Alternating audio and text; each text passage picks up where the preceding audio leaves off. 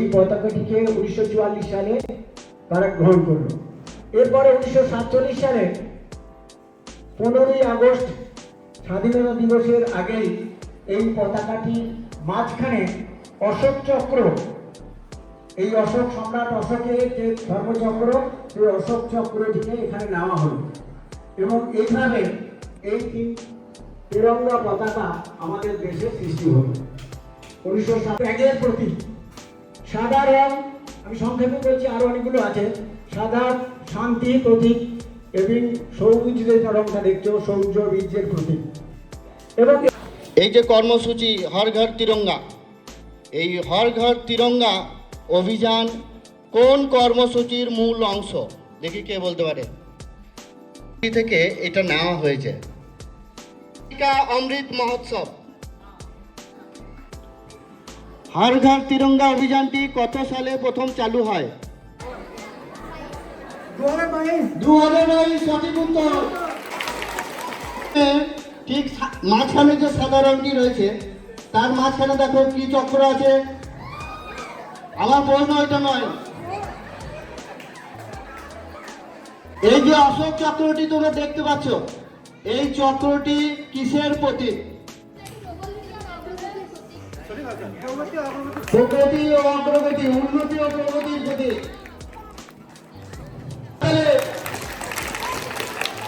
হাততালি যেন ঘাটা না করে তিরুভাই, দৈর্ঘ্য ও প্রস্থের অনুপাত। বাচ্চাদের তাদের প্রথম যারা বলছো তাদের সুযোগ দেওয়া হবে। কারেক্ট অ্যান্সার, হাততালি। কি লেখা থাকে? এমনি অন্য কোনো জায়গায় যখন জাতীয় পতাকা অঙ্কিত থাকে তার নিচে একটা কথা লেখা থাকে, সত্যমেব জয়তে। হাততালি। শুনলে যে এই জাতীয় পতাকার নকশা কে তৈরি করেছিলেন? আমার প্রশ্ন কিন্তু সেটা নয়।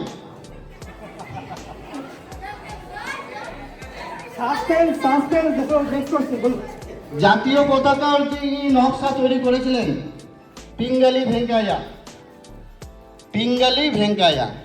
উনি অন্ধ্রপ্রদেশের একজন স্বাধীনতা সংগ্রামী ছিলেন। তো গান্ধীর কাছে নিয়ে এসেছিলেন।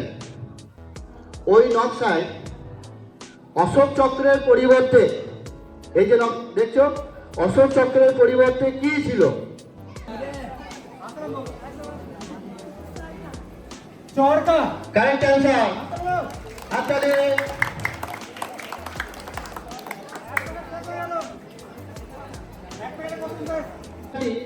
গণপরিষদে গৃহীত হয়েছিল কোন দিনে, কোন সাল ছিল?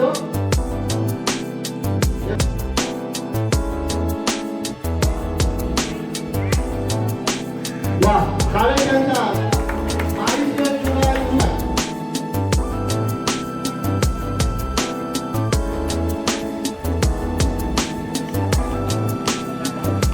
বেশ, বলো তো, স্বাধীনতা দিবসে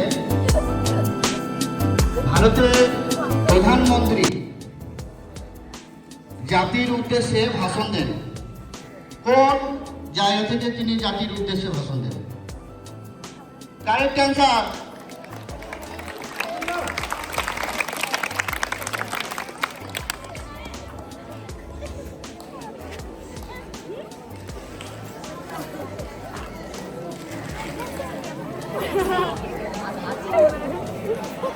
বলো, এই জাতীয় পতাকা তৈরি, জাতীয় পতাকাটা যে তৈরি হয়েছিল, সেই জাতীয় পতাকা তৈরি ঐতিহ্যবাহী কাপড়টি কি প্রকারের কাপড় এটা ব্যবহার করা হয়? সামনের দিকে, কাপড়টা কি প্রকৃতি হয়?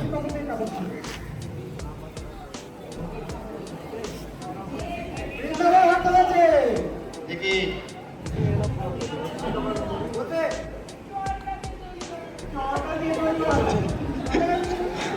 হ্যাঁ, চরকা দিয়ে তৈরি করা হয়, কিন্তু কাপড়ের প্রকৃতিটা খাদি কাপড়ের হাতালে খাদি কাপড়ের তৈরি হয়। এই তিনটে রং দেখছো, এই তিনটে রঙের নিচের রংটি কি আছে? সবুজ। এই সবুজ রংটি কিসের প্রতীক? সমৃদ্ধির প্রতীক। সমৃদ্ধির প্রতীক হবে। Correct answer. সবুজ রং হলো বিশ্বাস, সমৃদ্ধি, উর্বরতা। যে জাতীয় গান গাওয়া হয় বন্দে মাতরম, এই বন্দে মাতরম গানটি কে লিখেছিলেন? আমার বন্ধু সেটা নয়। বেশ, ভেরি গুড। বঙ্কিমচন্দ্র চট্টোপাধ্যায়। এই বঙ্কিমচন্দ্র চট্টোপাধ্যায়ের কোন উপন্যাস থেকে এই গানটি নেওয়া হয়েছে? বঙ্কিমচন্দ্র আনন্দমঠ। তাহলে বঙ্কিমচন্দ্র চট্টোপাধ্যায়ের বিখ্যাত আমরা যে বন্দে মাতরম গানটি গাই, সেই গানটিতে প্রথম সুর কে দিয়েছিলেন?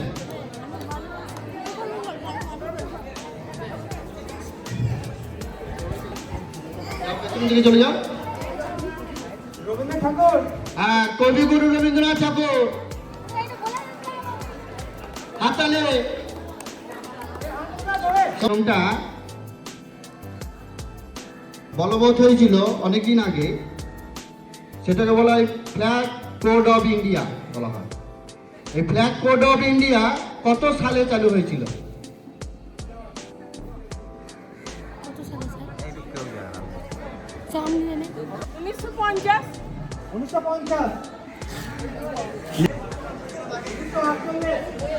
যারা চেষ্টা করছে তাদের জন্য অনেক শুভেচ্ছা। তারা পরবর্তীকালে আবার চেষ্টা করবে, পারবে তোমরা।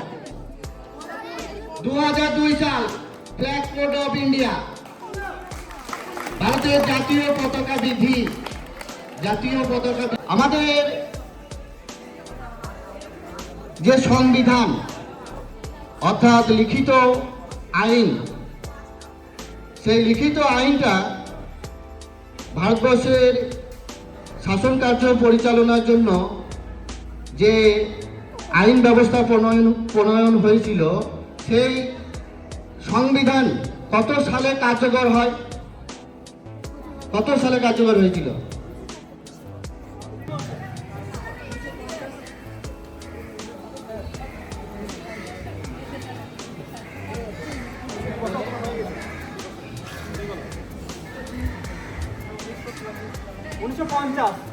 ডেটটা বলতে হবে, তারিখটা। 26শে জানুয়ারি 1950 সাল।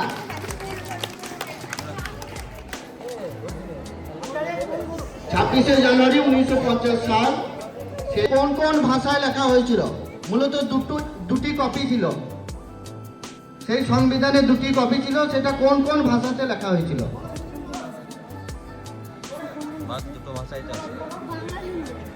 হিন্দি আর ইংলিশ। সঠিক অ্যান্সার। হাতে অশোক চক্রে কয়টি কাটা আছে দেখি কে বলতে পারে? একবারে সোজা করছেন, একবারে পেছনের দিকে চলে যাও।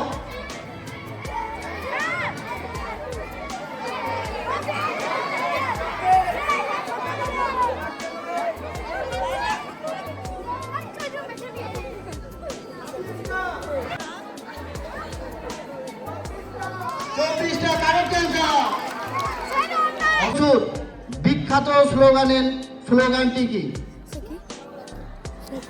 যেটা আমরা স্বাধীনতা দিবসের সময় একবারে সমুচ্চারিত হতে থাকি? ছোটদের সুযোগ দেবে। স্বাধীনতা দেব। হাততালি। মহাত্মা গান্ধীকে কি নামে ডাকা হয়? জনপ্রিয় সেই নাম। বাপু বাদ দিয়ে কিন্তু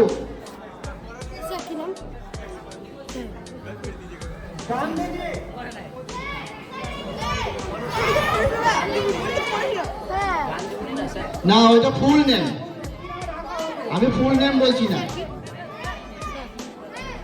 বাপু বাদ দিয়ে মহাত্মা গান্ধীকে একটি জনপ্রিয় নামে ডাকা হয় বা অভিহিত তিনি পরিচিত সকলের কাছে। স্বাধীনতার সময় ভারতবর্ষের রাজধানী কোথায় ছিল? স্বাধীনতার সময় ভারতবর্ষের রাজধানী কোথায় ছিল?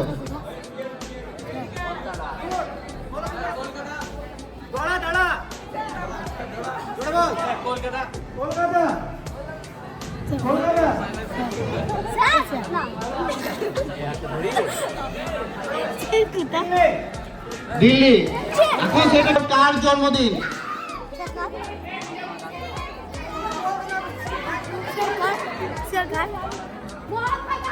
হাততালি। মানব, লৌহ মানব কাকে বলা হয়? Iron man of India. Iron man of India.